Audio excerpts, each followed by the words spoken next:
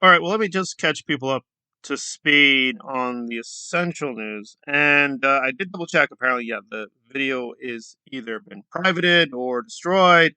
So it's kind of curious. So Nora has been altering her channel several times. So now apparently it will be true crime, Scientology, something or other. I'm less interested in the nominal name change. So a little while ago, again, this is not ancient history, it's very, very recent. She put out a video basically attacking Gerry Armstrong, a longtime activist, and Alonzo, another longtime activist. And it was a very weird, curious video. And I should preface that I am not a professional lawyer, right? So my understanding of the law is amateurish, right? I go to some court cases, I've done some journalism covering court cases, and I do study the law seriously, read tons of books on the law, philosophy of law.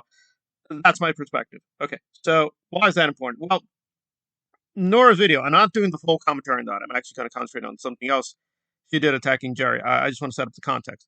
So the video is basically imputing that Gerry sold out, he's breaking the law, etc., etc., because he had an agreement from the 1980s where he won a legal victory. And as a part of that agreement, again, on paper, he agreed not to talk about Scientology. And the Scientologists have created this fake moronic controversy where every time he talks about Scientology, he owes them a certain amount of money. He doesn't owe them any money. So it's just a fake controversy. But Nora is saying because he took the money, right, a good settlement, somehow his motivations are suspect. So why is he talking today about Scientology, etc., etc., etc.? It was a very long, weird, rambling video. And again, it did get a little bit of traction. It got thousands of views. The comments were mainly supportive of her. But to me, it was gobbledygook. And it's just the nature of the beast. You know, fair use. Can't really cite too much of it because I've just gotten a lot of copyright issues with those people. Aaron Smith Levin, Nora, you name the list, Jenna. I've officially gotten attacked by Aaron and a few other people, so I don't want to just say names to say names.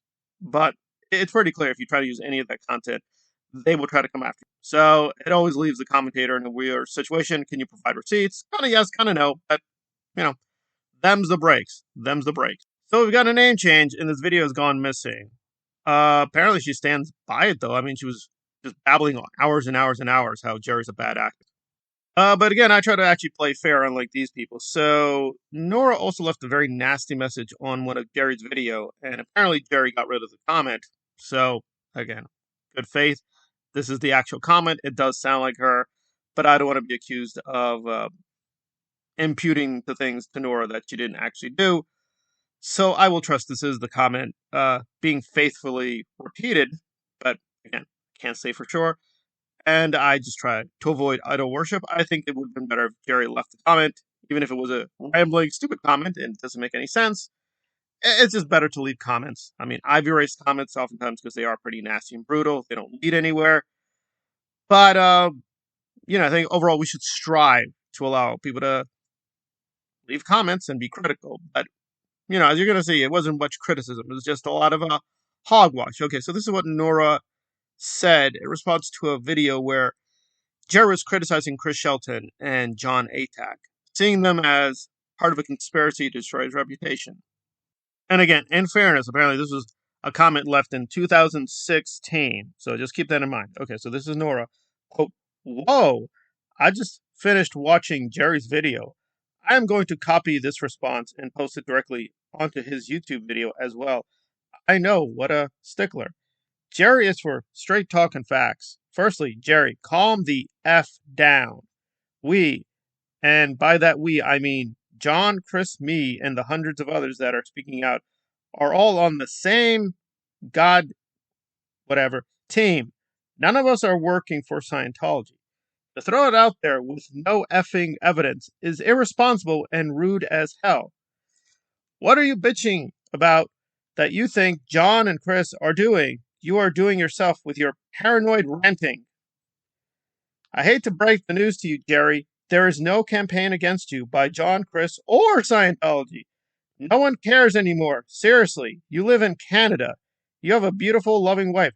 Stop reading effing BS, Hubbard text, and save the little sanity you have left. You have done your part. Retire. Look at nature and love the people and the earth around you. I wish you well. I know I yelled here. I do that sometimes. I am loud and rude and brash. I know all these things true. I know all these things, but I am not wrong. You have crossed the line here. It's time to reevaluate your priorities. Live life, man. There is so much of it. And trust me, brother, it is not in any of Hubbard's ramblings. Only evil and insanity lie there. End quote.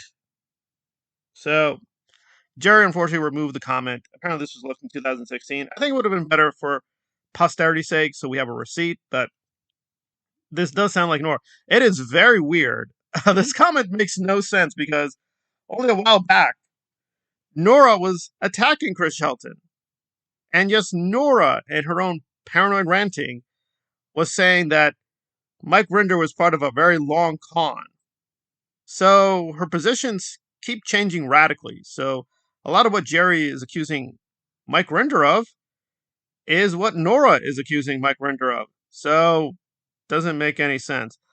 And as far as Scientology not attacking him, you can say many things about Gerry Armstrong, but the man has insane amounts of receipts. So there's a website that he and his wife have put up where he documents in excruciating detail virtually every year of his life and the various tactics, campaigns, and things Scientology has done against him. Now, I will agree that not every single scintilla aimed against Gerry is necessarily a part of a conspiracy. I think they're right.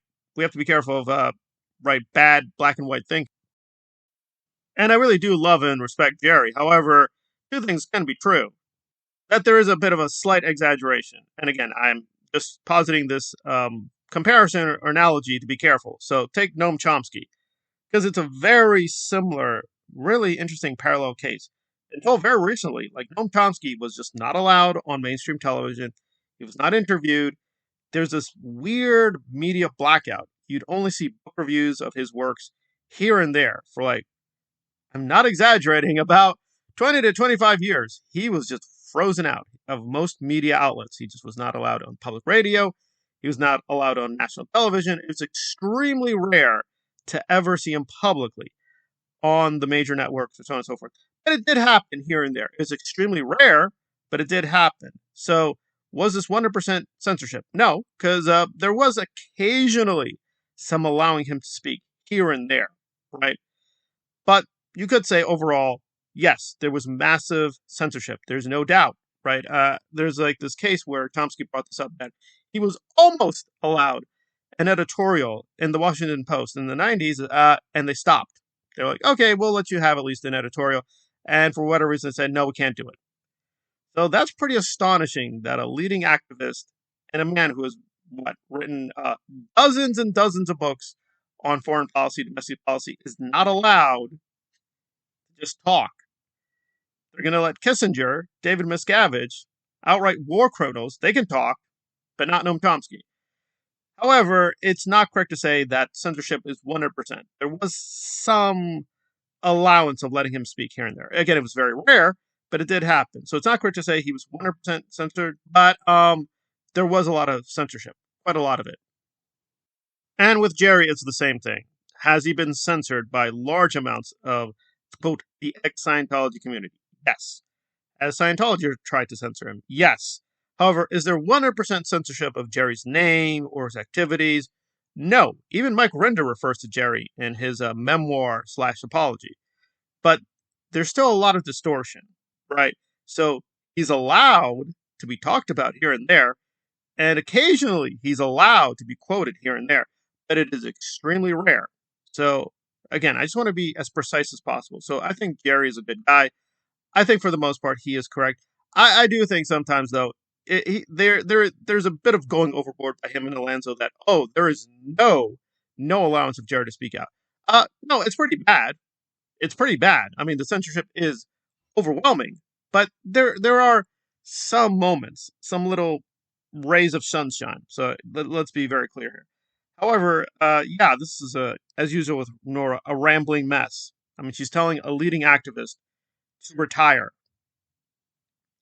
He's saying that Gerry is filled with paranoid rambling, even though that's what Nora does. So, yeah, and she's saying that Gerry's being rude to Chris Shelton, even though she's rude now to Chris Shelton. And she admits, yes, I'm a pretty rude person myself, but, she's woke, gay, or a woman, and I guess she can get away with it. So there you go. And it does speak to what Gerry's talking about, that when he tries to speak out, he's constantly vilified, assaulted, the subject of these weird ideological attacks, right? And they don't really mean anything. They don't go anywhere. And there you go. So again, does that mean we take every word that Gerry says gospel? No. We should verify, double check what he says. I think for the most part, what he says holds up, but we can disagree with the man without being disrespectful. So there we go. But I just want this for the record. And notice, by the way, that Gerry's settlement comes from the 1980s. Nora does not bring that up. So if she thought the settlement somehow compromised his integrity, and her rambling comment years ago didn't bring it up, she didn't care. So I suspected this is the part of her shifting to whatever she's going to do now, true crime podcast, is she's once again revising the record where she's the good woke activist. We're all stupid male patriarch, heterosexual, fascist Trump supporters, but she's shining a ray of sunlight, and we're all part of the darkness, etc., etc., etc. It's the same old propaganda, but now she's tweaking it a little bit here and there. But yeah, this video was real. It got thousands of views, and she was attacking Gerry and Alonzo with some pretty strange, weird charges. And unfortunately for my mental health, I did actually try to subject myself to it. So yeah, it was not very impressive. I will try to collect from memory what she said because it was pretty damn stupid. But and it's worth going through. I already did one commentary kind of summing up the high points of it. It's not really, it's not substantive. It just shows more of her paranoid brain and grifter mode about it. But it is worth discussing because it is an example of Gerry saying that when he speaks out, there's this weird consensus that tries to destroy him, even if it's not pro-render, right? Now Nora's vehemently anti-render, it still tries to silence him and distort his positions. Why? That's an interesting question. Why is Nora trying to destroy Gerry Armstrong? Because apparently she's no longer part of the Aaron cult. She's not part of the Render cult. So it's just her own cult. It's a mission of her own cult to destroy Gerry Armstrong. Huh. That's mighty curious. All these cults keep trying to destroy him. I wonder why. I wonder why.